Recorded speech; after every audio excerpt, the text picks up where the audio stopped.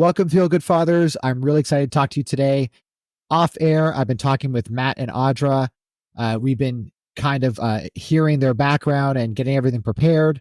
One thing that's really interesting to me is that they have a martial arts studio, specifically in TKD, which is Taekwondo. I'm a former green belt. I haven't practiced in a while.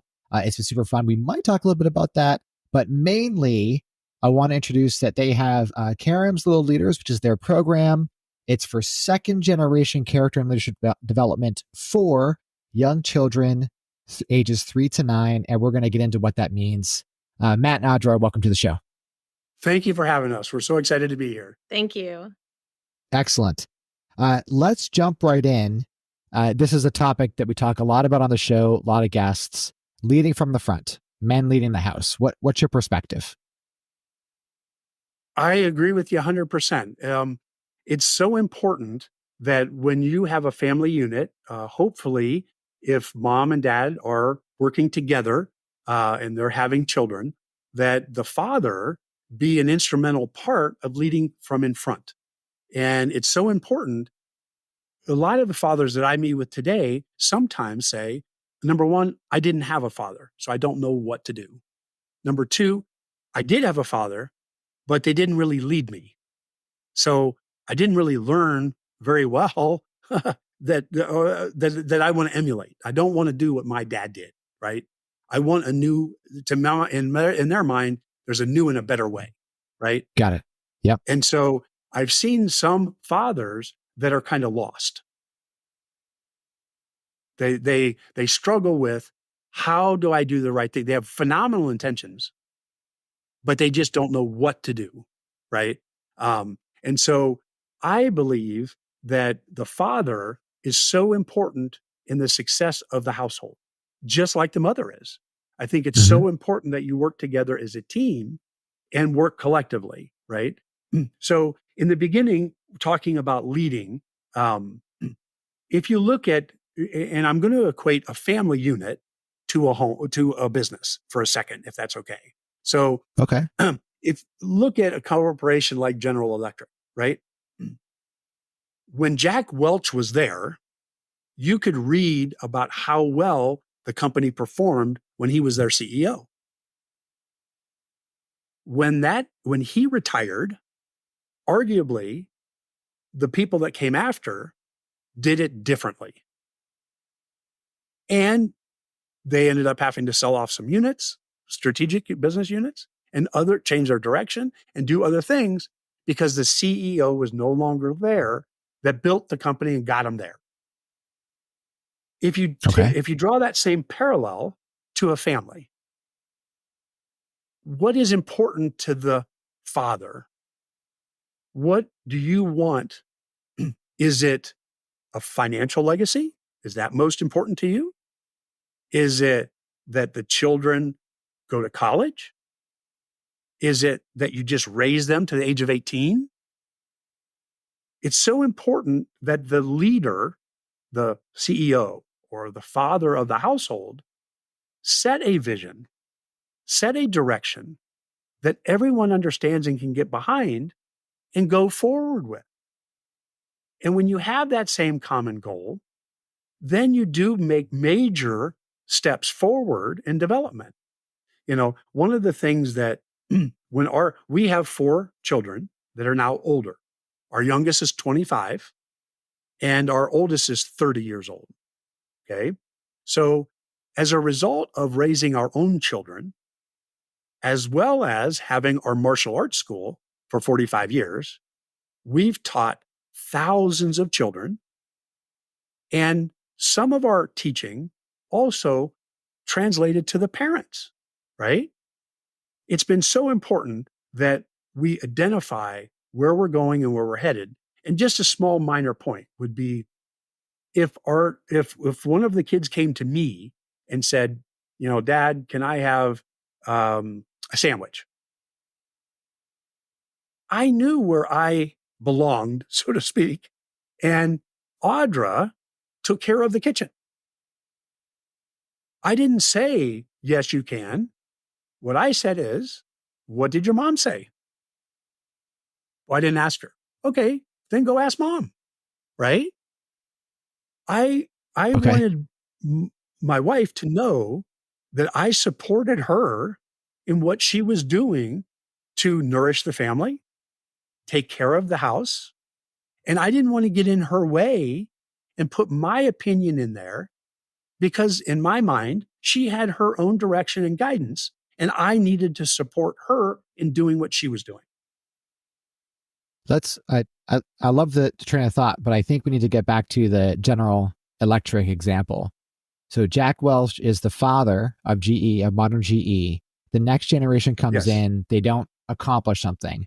What do we attribute in the analogy of what were his strengths and what were his weaknesses? And then we could translate that Sure. to how our opinion of fathers and leading the household. If you read reviews about Jack Welch's not only, let's say, autobiography and his corporate legacy that you could see because they were a public company, he was highly scrutinized. Um, Arguably, depending, everyone's opinion's a little different, but arguably, what you can say Jack Welch did so well was he conveyed the message and the future journey to everyone. He didn't keep that message to himself. He got it across to everyone throughout the organization. I think last time I looked, currently, I think General Electric has 150,000 employees in the United States, right? So there's still a large entity, don't get me wrong, okay? But Yeah. what Jack Welch did very, very well was he was able to share his vision. He was able to get everyone to buy into that same vision, and they worked collectively to make that dream come true. And they didn't do that in the second generation. Is that what you're saying? I was Correct. curious The second because, generation, so what did he do?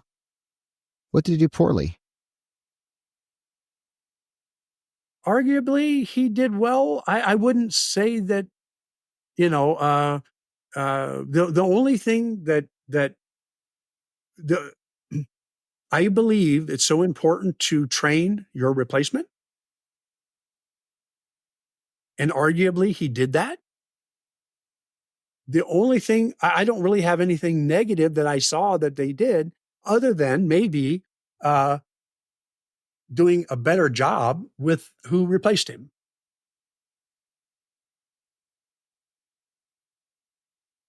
So the succession, so in this Yes, analogy, the succession planning was the part that failed, that wasn't as great. So how do we now, let's translate this to the household. So I'm sure. the father. We're a feel good father. We've built this house. What's the succession plan, the next generation? Because Okay, also in the so GE analogy was GE sure. was first to a certain Yes, point, and now yes. they've separated. They brought a brand new CEO in, completely untrained, not of the Jack Welch legacy whatsoever, Well, who's turned it around, he broken was. apart the company. Yeah. Okay. But the So idea so is I that guess here would we be know. my analogy, if it's Yeah, okay, is let's go back to our father's father, my dad, grandpa, okay. okay? How did grandpa teach his son to be a father,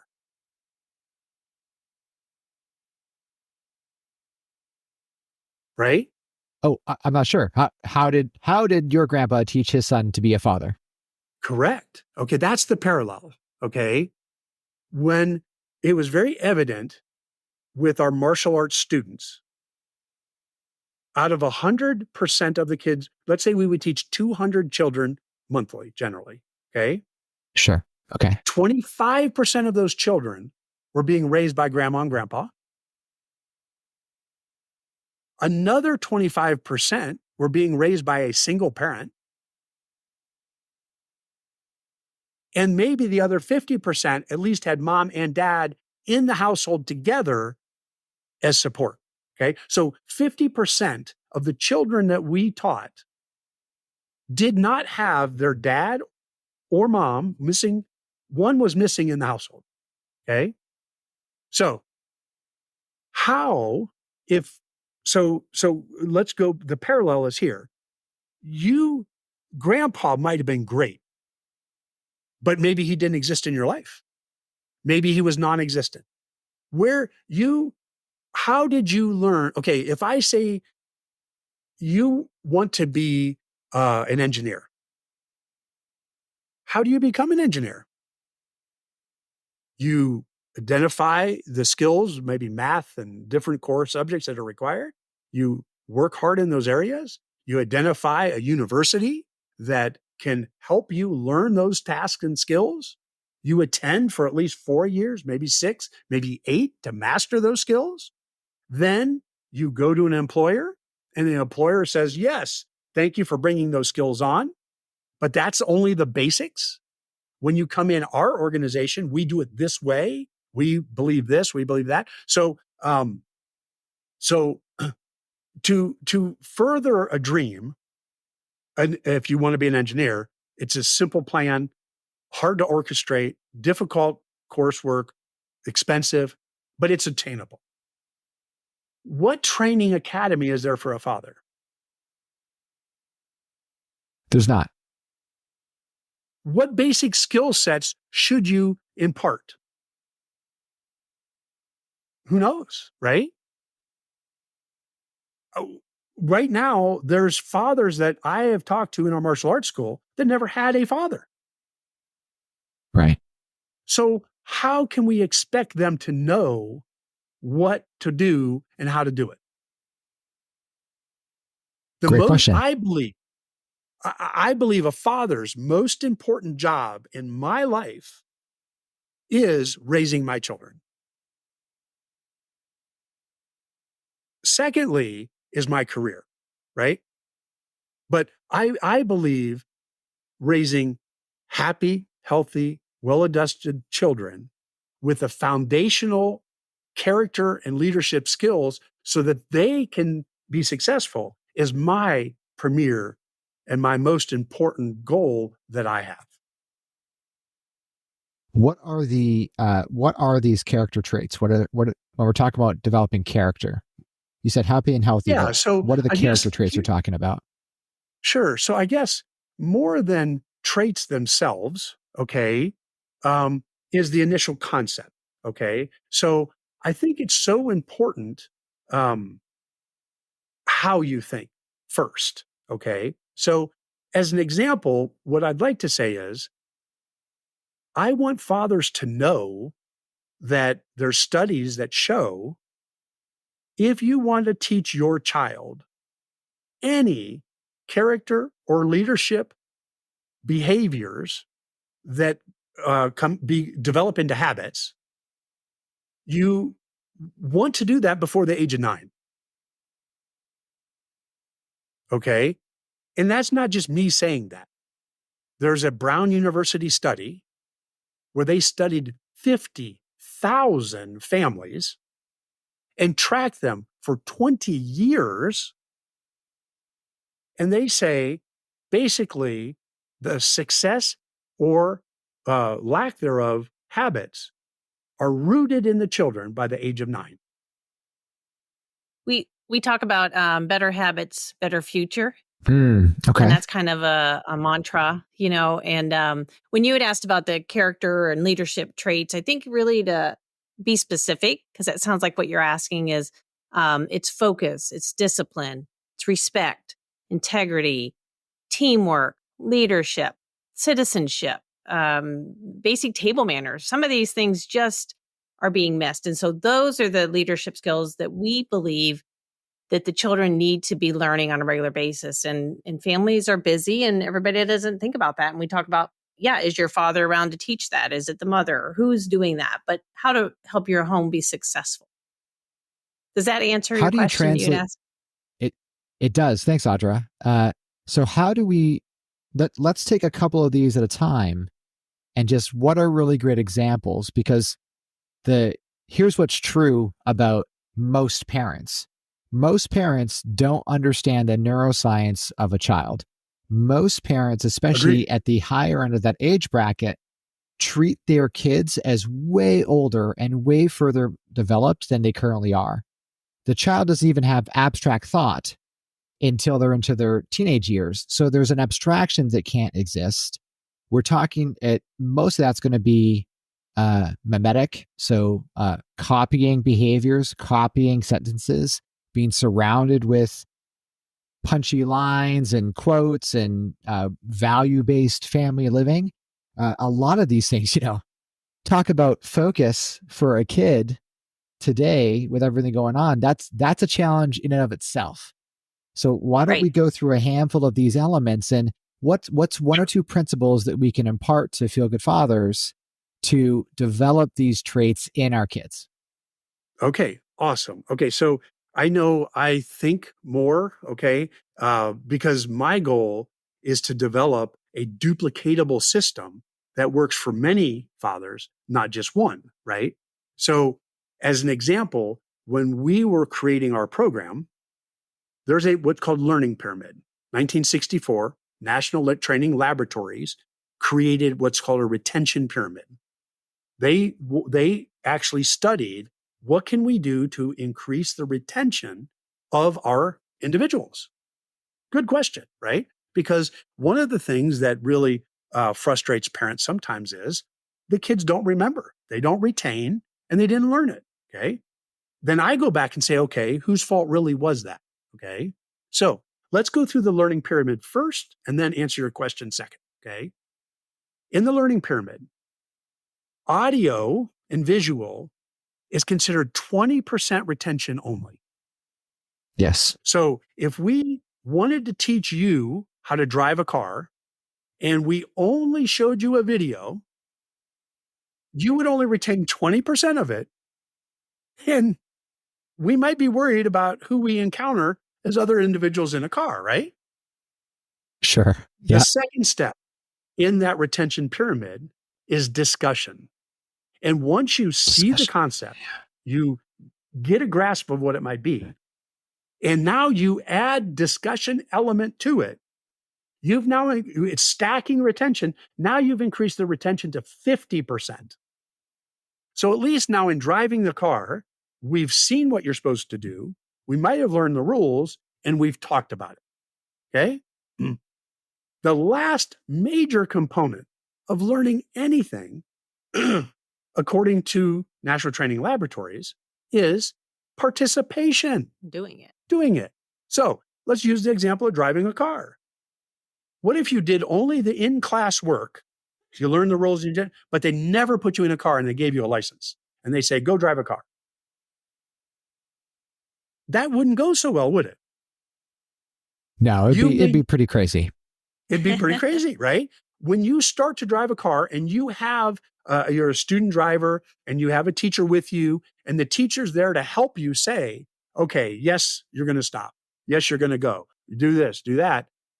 Any let's say confusion you might have had on adapting what you were told, they help you with in that moment, right? And now, because you've done it with them, just like driving a car, you feel better equipped after you get your license to do it on your own. But you still don't master it after you get your license, still for a couple years, right? Like I know in the state of Arizona where we're at, even when you get your provisional license, you're limited to the number of people that can ride with you for a certain period of time. You can't take strangers. You can only take siblings. The law is saying, hey, we know you're new at driving the car. Let's make it as safe as we can. Cool. It's the same in teaching your children. That's why our curriculum is set up this way. So let's give you an example of a character trait that's very important called teamwork. Okay. Teamwork, every employer wants a team player, right? Every household, every father wants a team environment in their household. So one of the things I would ask our martial arts students is, I would say, what team are you on as a child? Let's say you're an 8-year-old boy or 8-year-old daughter. Doesn't matter. I would say, what team are you on?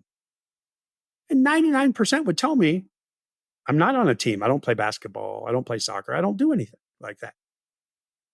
And I would say, you are on a team. It's called your family. And you might not have thought about it and you might not have realized it, but you are on a team. So if we want our child to learn, any child, as an example, to help pick up their clothes, to help clean a room, do any activity that the parents ask them to do physically like that. So what we would do is we would tell them the concept. It's important to be a team. Here's why, here's the benefits, and that kind of thing. Secondly, we would talk about it. Our example in the classroom that we would do would be, let's say we had 20 students. We'd all have them stand in a single line. And we had these little square mitts that you would punch if you put on your hand. We would take those mitts and we'd throw them all over the floor, the training deck. It would be a mess. What I would do is all 20 kids are standing in line, and I would take just the first child and say, let's act like this first child is mom at home. We're all the other 19, you're going to sit and watch while mom, the first child is emulating mom, is actually going to have to clean up. And we'd say, go. And that child would go pick up one of the mitts on the floor, there'd be 20 of them, and bring it back and stack it and put one. That child that's in the front would then go get number 2 mitt, bring it back and stack it. And so on, number 3 and number 4. While that one person is doing everything by themselves, I would look at the other 19 and say, do you think this is fair? Why is only one person doing all of the cleanup?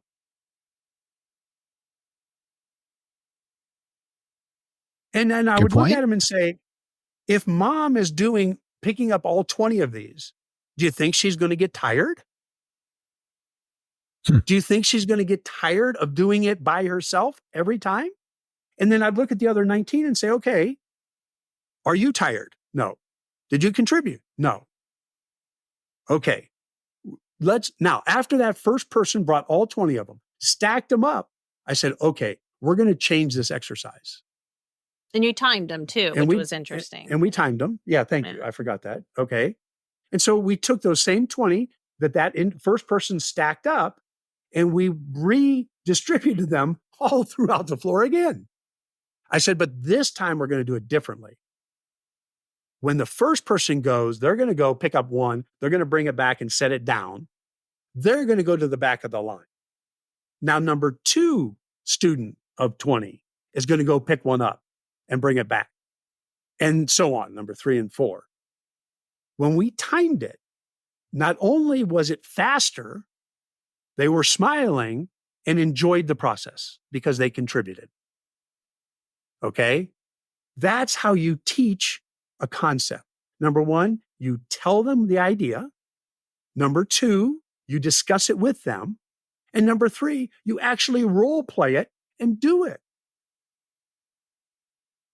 Okay? And it was interesting because of the students, when you could see them, a light bulb go off, right? Because they're like, oh, and that was amazing. In that exercise in particular, because they saw the impact and then they saw the relationship because the discussion happened, and then we had a process then, okay, this whole week, you're going to go home and you're going to help mom around the house. And now they understood why it was important to kind of have a chore or why it was important to contribute. And then it builds the whole unity in the family we found. So, right. So as an example, sometimes I would run into parents that would say, I don't want my children to have any chores in the household. I don't want them to help or contribute. And I was always confused by that. And I said, can you help me better understand why?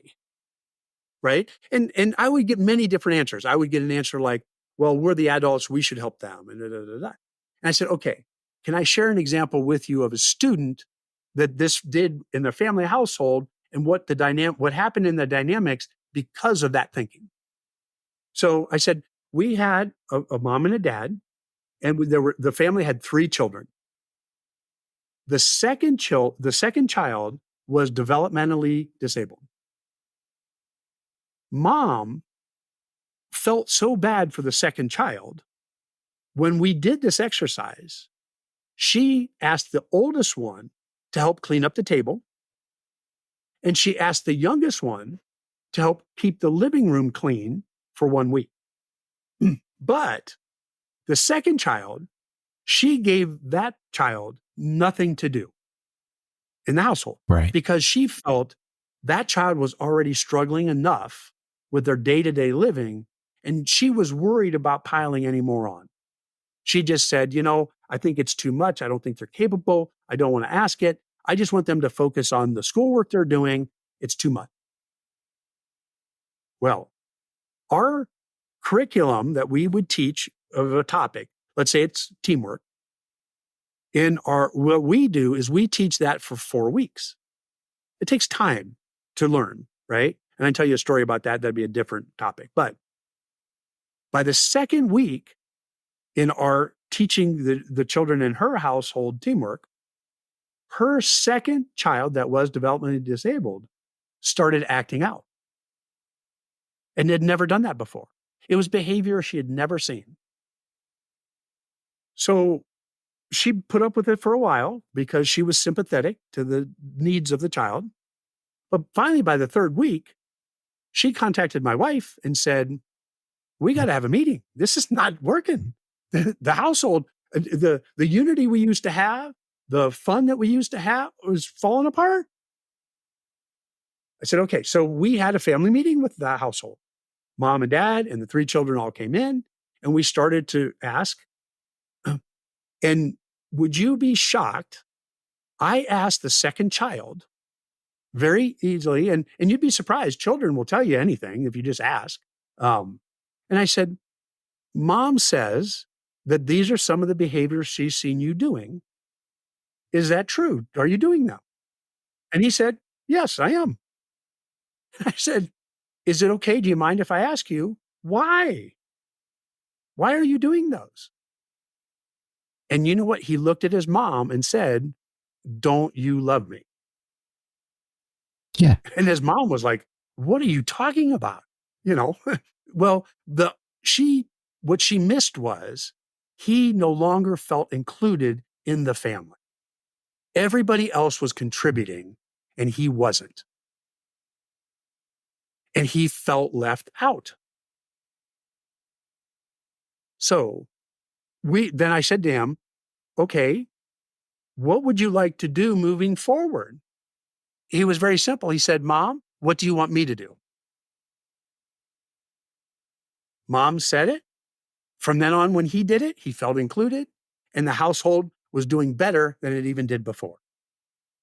Okay. So Love it. sometimes as parents, we have the best of intentions, and there's a good reason behind what we do. Mom loved them, and she was so worried about adding more. But the part she missed was he needed to be included in the family unit. And when everyone else was doing jobs, he wanted to do them too. And he felt left out. And if I can go back to your comment, I thought it was interesting you had shared about that oftentimes parents think that their children are more capable and have higher expectations. Do you remember saying something? Oh, absolutely. Okay. Yeah. Yep. And I thought that was interesting because we have experienced actually quite the opposite. Yes. Being that the parents don't want to challenge they think their children have less capable skill sets than they do. And what we have to challenge the parents on often is to say, yes, a 3-year-old can help you clean a room.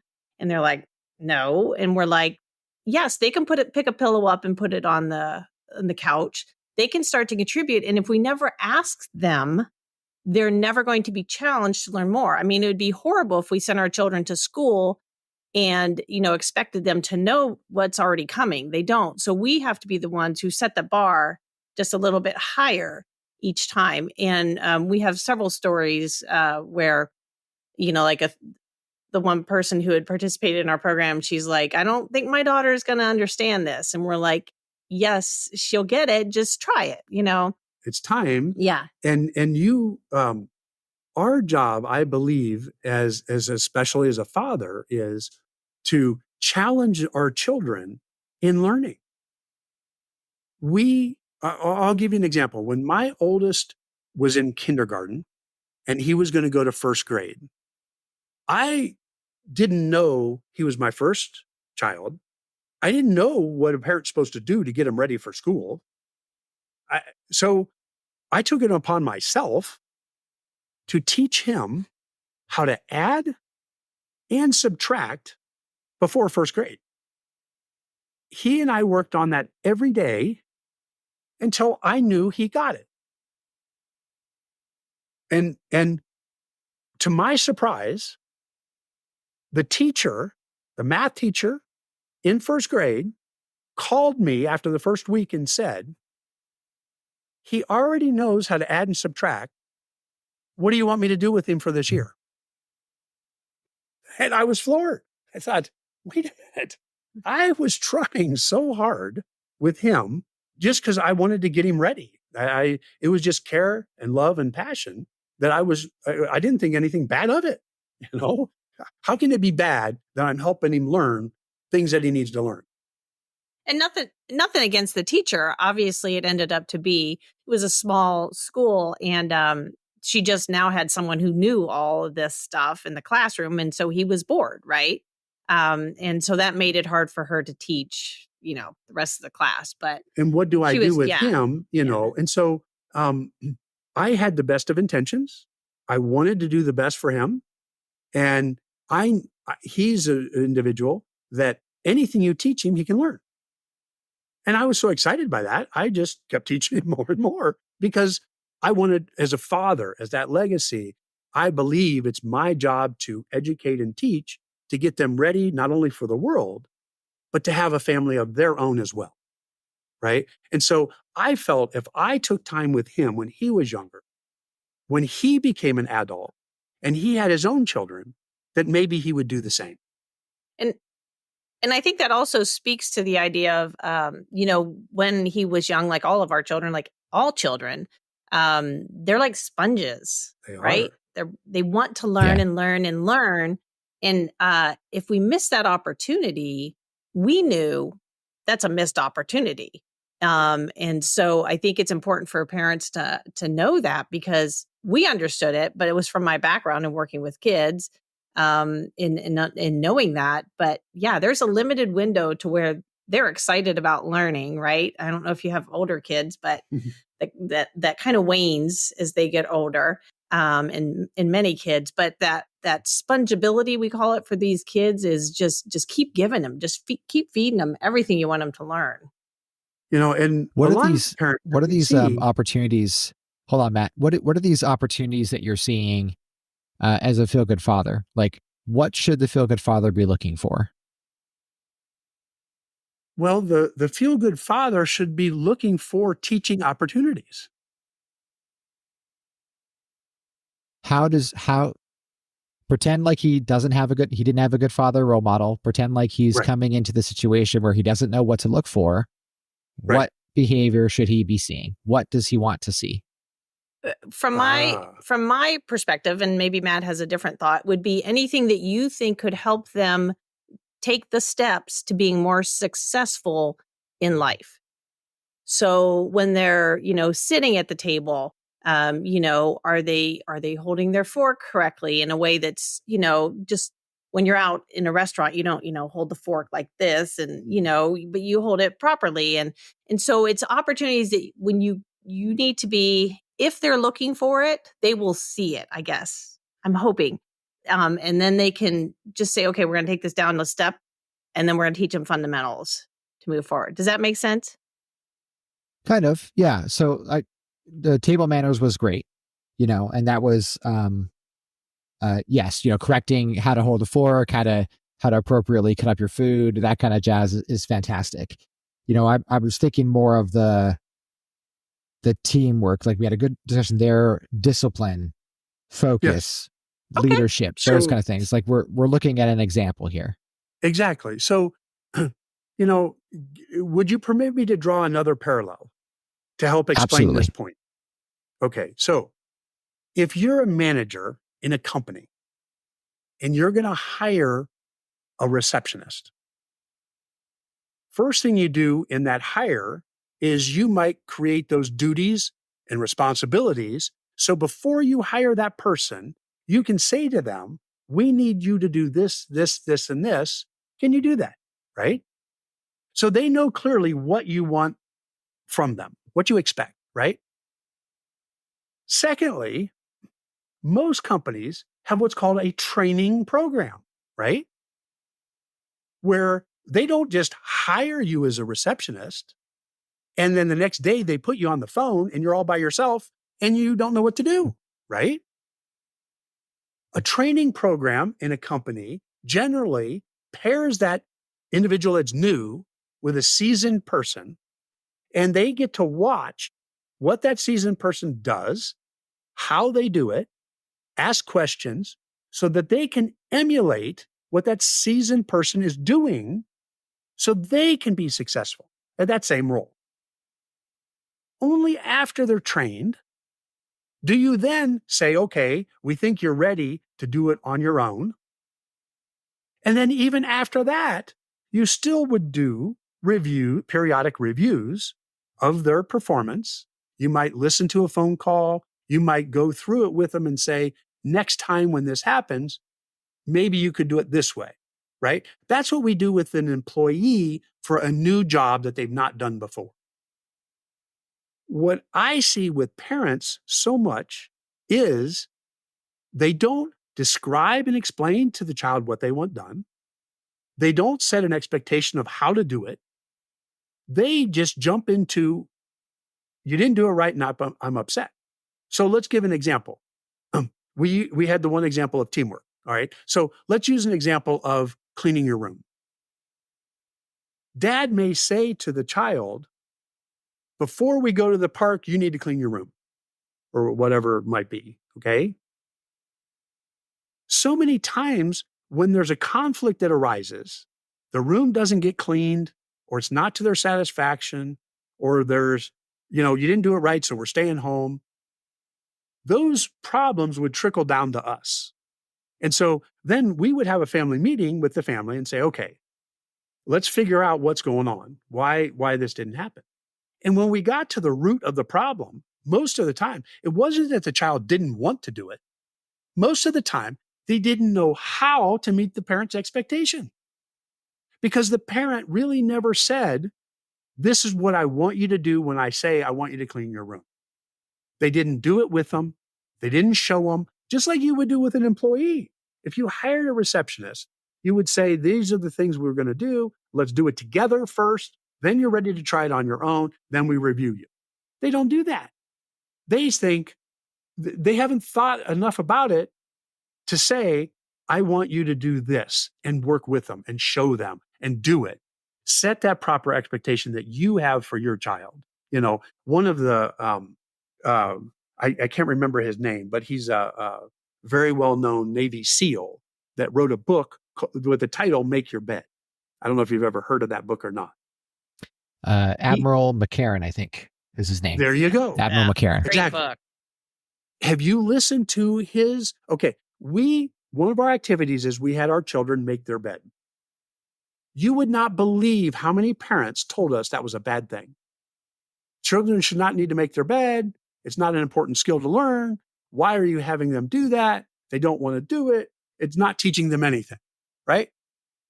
Until that book came out and that admiral did a YouTube, you can watch on YouTube the power of his commencement speech when he talks about it. Everybody after that said, okay, we get now making why it's important to make your bed. Okay. So sometimes as parents, he made it important to understand that it's important to accomplish one goal every day. And the first thing to do by making your bed is a good way to start your morning off. You had some success in the day, correct? Now that's an adult thought that a child is not able to process that thinking, even if you tell them that and they're 8 years old. It's not going to sink in. But we as parents know the value by reading that book, how important it is ultimately at the end of in their life as they become an adult themselves, that it's valuable and they'll incorporate it, potentially. We still had parents that wouldn't do it, even though we recommended it and we told them the value that it would bring their child later in life, and that it's important to create those positive habits, and they still wouldn't do it. And even though we showed them the book, we had books we would lend out to them that they could read as a lending library to show them the value, and some still wouldn't and refuse to do it. But, yeah, and on that note, I want to say we get that it's easier to do it yourself or not have it done as a parent. I'm sure you know that. And it takes a little more time. And sometimes you don't feel you have the time, but it's so, so important to raising our children up to help them be capable, right? I think that the core, if I was going to describe what fathers typically, the typical father would think, not necessarily feel good father, but the behavior that I've seen is that most of the time we have an unconscious competence. We've developed these things. We don't understand the importance of developing a skill. As you said, it's if you've never had a leader teaching you how to lead, there's no capability of you to transfer that skill on. And so that skill transfer, going from an unconscious competence to consciously competent, which is how we transfer a skill in the first place, we expect our kids to understand what the expectations are. We expect them to figure it out. We expect independence because at this point in their life, they're in their mid-30s or in their mid-40s, they're expected to have some sort of competency. They're expected to have independence. And so we just forget that, as with any sport, I've done martial arts, I played team sports all growing up, the whole thing, it takes a level and a measure of learning how to walk before you learn how to run. And in these world, we're hanging out with people that have just learned how to crawl. And so they haven't learned how to walk yet, right? They're pre-SOP level, standard operating procedures. They're pre-SOP level in their development. And we need to simply bring it down to their level to understanding. Absolutely love that. We could keep going for a long time. What would be the one thing that you would suggest that a feel-good father would do to incorporate some of the lessons that we've talked about today? Sure. So I guess one of the things that we're looking at starting is a father's group that want to work collectively weekly to develop their children. Okay. So if you have anybody that's interested in maybe joining a group like that, where we can support each other, that's one thought, just as a thing. But to answer your question more appropriately, I would encourage the father to identify what is important to the family's future development. So if it's discipline, okay, this month, let's work on discipline. Have the father create some things to watch, have the father discuss it with the kids, and have the father do it with the children. And remember, arguably, Stephen Covey would say for an adult to create a new habit, it takes 32 times or 38, depending on what expert you listen to. Dr. Ruth Peters arguably says for a child to create a new habit, it takes 100 times, right? So to answer your question, I would encourage the fathers to identify the skills and traits that they believe their children need to develop and put a plan together to impart that knowledge in a way that resonates with them. And keep in mind those 3 retention patterns to help the children learn it. So that's what I would encourage them to do. Audra and I, between Christmas and New Year, we make up our calendar for the next year of what we're going to do. We say, okay, in January, we're going to work on focus. In February, we're going to work on respect. And we do that for every month. And then we go back and we say, okay, for that first month, we have 4 weeks. What activities can we do in week 1? What can we do in week 2? What can we do in week 3? What can we do in week 4 that will drive home the learning of that important skill that they'll benefit from? So it's planning Awesome. that that makes those things happen. And all children are different, and all households are different, and families are different, right? And so the whole reason we've put our program together is that for the fathers that don't have time to do that, we have a duplicatable program that's all done for you. You just put the pieces in. The kids watch the video. We give you the 3 questions to talk about as the discussion points, and we give you the thing to work on for the week. We know how busy fathers are. We know that they want to create a legacy. Most of the time, they just don't know what to do or have time to create their own. And so that's the role we've tried to fill, is create that for them so it's very simple and effective. Okay. So, but that's what we would recommend a father to do is, if you want to teach your children how to tithe, how do you do that? First, you do it yourself, right? Then you show them how. Audra did a phenomenal job of creating 3 envelopes. And when they would bring money home, she helped them go through it. That was a phenomenal teaching experience. But if no one ever did that with you, you should save this amount because you're going to need it, in retirement. You should live on this amount. Those important skills, if they're not taught and you don't show them when they get their first check, and you don't do it with them, they don't develop good habits. Yeah. Most kids are impulsive, right? Yeah. And most adults are as well, right? But it's those habits that you learn. So to answer your question, I would tell a father, identify the skills and character development things that you want them to learn.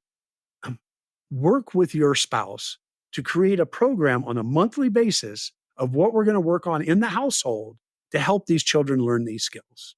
And so that would be my advice that way. Absolutely love it. And have fun. Thanks. Go ahead. Sorry, Audra, what was that? And I said, and have fun doing it. It's special time with your son or your daughter. So yeah, and to a good point to that, I was brought up in a very, let's say, militant household, and I was taught, you're not allowed to smile, you're not allowed to have fun, you're not allowed to, what really taught me is I had a 6-year-old boy that walked up to me at the end of class, and he says, "Mr. Karam, don't you like me?" And I said, "Well, Jacob, why would you say that?" And he said to me, "You never smile at me." And, I'm worried about how many students I have in the room. Are they doing their skills correctly? What are parents doing in the waiting room? Is anyone going to do something that's going to get them hurt? And he came to me to the most rudimentary piece. "You didn't smile." And I said, "Jacob, thank you. You taught me a very valuable lesson today. And I will work really hard from now on to smile because I know how important that is to you." Right?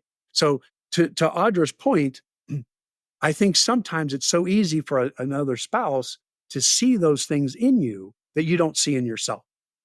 And she would point those out to me. And I, number one, had to be willing to accept it. And number two, had to be willing to change. And I was, because it's the best for our children. And that's all that mattered to me.